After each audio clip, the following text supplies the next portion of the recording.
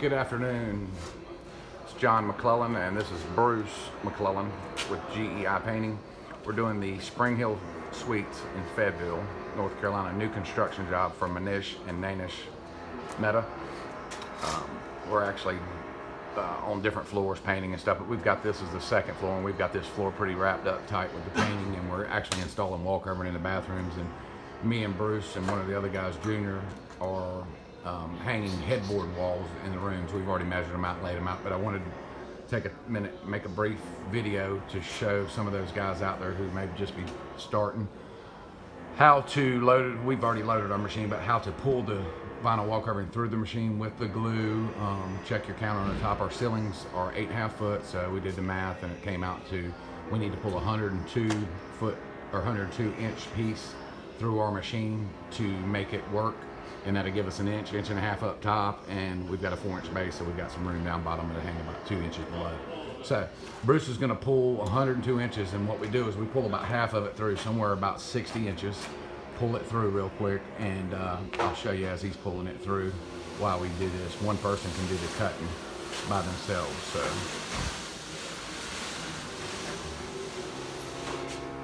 So he's about 60 inches. Yeah, he's gonna fold it in half and line his edges up as close to the edge as he can get it.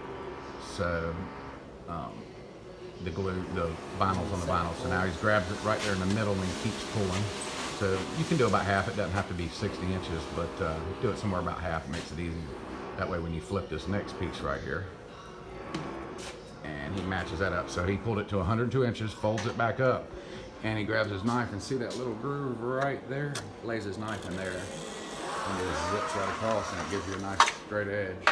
And then you fold that little piece up, and it seals tight, and you can go lay it out in your room for your next guy to come through, or if you're going to be the one putting it up. But we're actually, he lays it right out on the floor. That's our headboard wall right there. We've got it, it's going 9 foot.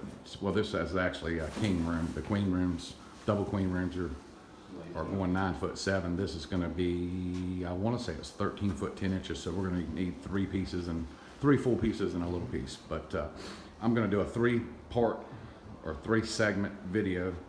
This is going to be video 1, which is showing you how to pull it through the machine and lay it out.